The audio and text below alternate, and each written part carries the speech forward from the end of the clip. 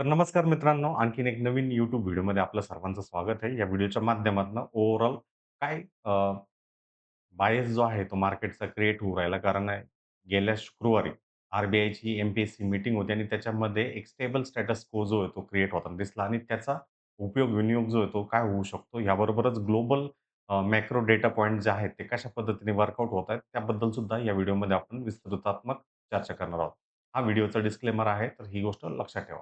तर सगळ्यात महत्त्वाचं एफ-आय-आयज आणि डी-आय-आयज जे आहेत, तर ओव्हरऑल एक काउंटर बॅलन्सिंग फोर्स जे आहे ते क्रिएट करताना दिसतायत. तर त्यामध्ये काय, की जून महिन्यामध्ये एक साधारण एफ-आय-आयज जे आहेत ते 8,776 करोड रुपयांची सेलिंग करताना दिसतायत आणि डी-आय-आयजनी जवळ-जवळ 9,133 च्या आसपास जे आहेत ते बायिंग करताना दिसते. म्हणजे एक काउंटर बॅलन्सिंग जे आहे ते डी-आय-आयजच्या माध्यमातून आपल्याला तिथं होताना दिसतं आणि जनरली ह्या गोष्टी ज्या आहेत त्या रिपिटेटिव्हली अगदी 4 जूनचं जरी आपण बघितलं तर 4,447 करोडच्या आसपास सेलिंग जी आहे ती त्यांनी केलेली होती आणि डी-आय-एसने त्याच वेळी 4,360 च्या आसपास जे आहे ते ओव्हरऑल बायस जो आहे तो क्रिएट करताना दिसला होता. तर ह्या गोष्टी ज्या आहेत त्या मार्केटमध्ये होत राहतात आणि त्याच्या इन बिटवीन याला आपण समजून घेणं सुद्धा महत्त्वाचं आहे. दुसरं महत्त्वाचा हा आपला चॅनल आहे. या चॅनलला अजूनपर्यंत तुम्ही जर सबस्क्राईब केलं नसेल तर चॅनलला नक्कीच सबस्क्राईब करा. ह्याबरोबरच तुम्हाला ट्रेडिंग आणि डीमॅट खातं खोलवायचं आहे. तर काही नाही व्हिडिओच्या डिस्क्रिप्शन बॉक्समध्ये जावा. तिथं तुम्हाला ती जी लिंक जी आहे ती त्या लिंकद्वारे जे आहे तुम्ही ट्रेडिंग आणि डीमॅट खातं जे आहे ते खोलू शकता. इथं ती लिंक मेन्शन केलेली आहे. त्या लिंकद्वारे तुम्ही ते करू शकता. तर महत्त्वाचा मुद्दा मार्केटमध्ये काय सध्याच्या स्थितीला आहे, त्यासुद्धा आपल्याला गोष्टी अंडरस्टँड करणं गरजेचं आहे. तर ओव्हरऑल भारताचे जी-डी-पी ग्रोथ डेटा हायलाइट जे होतात, तर त्यामध्ये जी-डी-पी ग्रोथ जो आहे, तो जवळ-जवळ 7.8% च्या आसपास क्वार्टर 4 फायनान्शियल इयर 25-26 मध्ये दाखवला गेला आहे आणि फुल ग्रोथ जी आहे ती 7.7% च्या आसपास क्रिएट आपल्याला होताना दिसलेली आहे.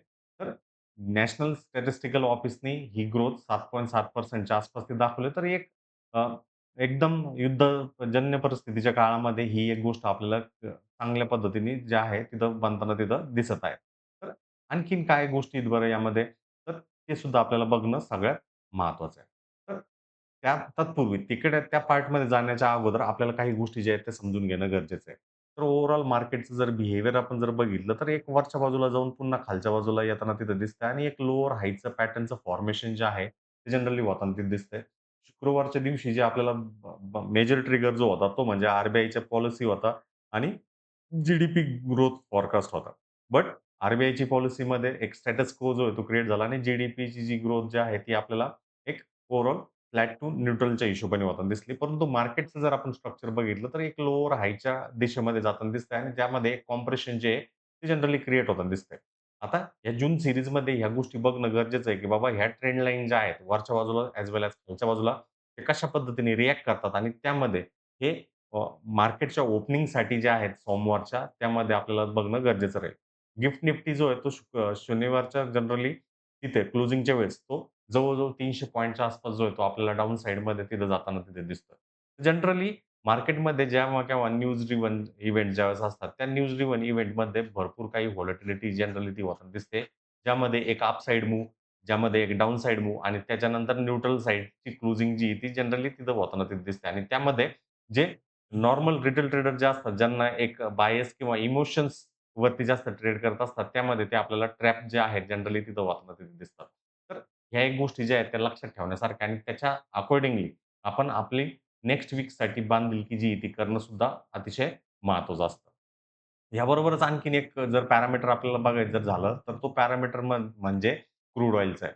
त्या क्रूड ऑइलमध्ये काय गोष्टी घडतायत ते सुद्धा बघणं गरजेचं आहे. बट ओव्हरऑल आपल्याला ह्या सेटअपच्या हिशोबाने, ह्या ओव्हरऑल डेटा पॉइंट्सच्या हिशोबाने ज्या गोष्टी ज्या लक्षात येतात, त्यामध्ये हा जो जी-डी-पीचा जो ग्रोथ रेट जो क्रिएट जो होतोय, तो एक इम्पॅक्टफुल जो आहे तो गोष्ट क्रिएट करताना दिसतोय.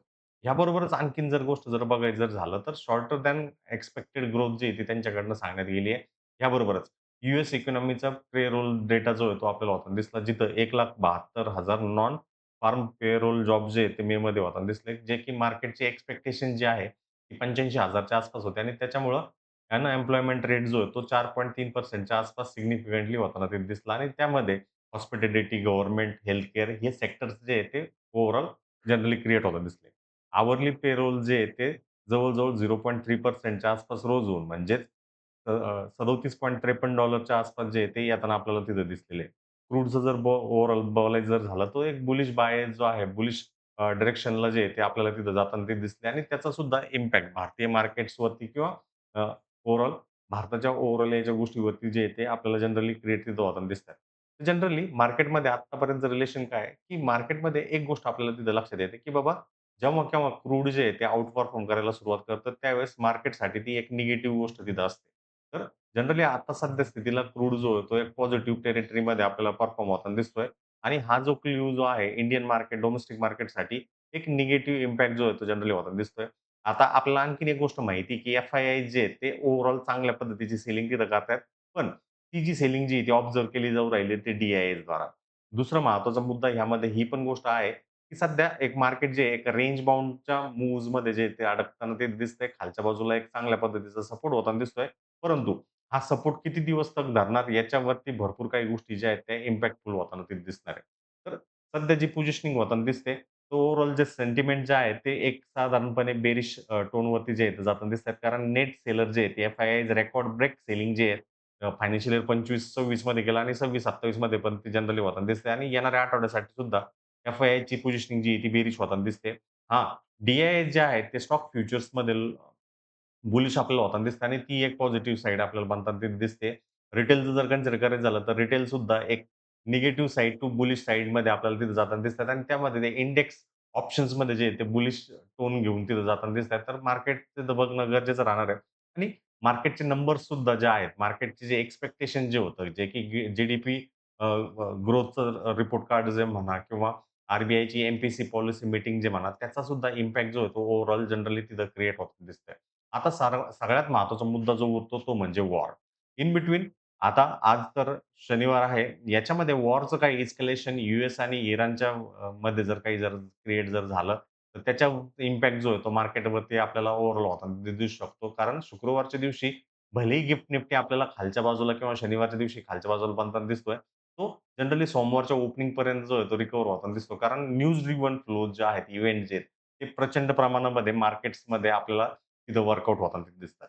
तर याचा इम्पॅक्ट जो आहे तो ओव्हरऑल मार्केटमध्ये वेळोवेळी होत असतो आणि त्याला आपण व्यवस्थितरित्या बघणं सगळ्यात महत्त्वाचा मुद्दा जो आहे तो आपल्याला बनताना तिथे दिसतो. ओव्हरऑल यूएस मार्केट्समध्ये पेरोलचं जे आहे एक सबड्यूड ॲक्टिव्हिटी जी आहे ती जनरली तिथं होताना तिथे दिसते आणि त्याचा इम्पॅक्ट फुलनेस जो आहे आपल्याला एक वेगळ्या पद्धतीने जे आहे ते क्रिएट तिथं होताना तिथं दिसतोय. तर हा एक इम्पॅक्ट जो आहे तो आपण तिथं कॅच करणं, त्याला बघणं एक महत्त्वाचा पॉइंट जो आहे तो असणार आहे. इन बिटवीन आर-बी-आयच्या पॉलिसीमध्ये जसं मी तुम्हाला सांगितलं, की त्याच्यामध्ये एक ओव्हरऑल रिएक्शन जी आहे, सबड्यूड रिएक्शन आपल्याला होताना दिसते आणि त्यानुसार त्या पॉलिसीचा हिशोब जो आहे तो आपल्याला बनताना तिथे दिसला.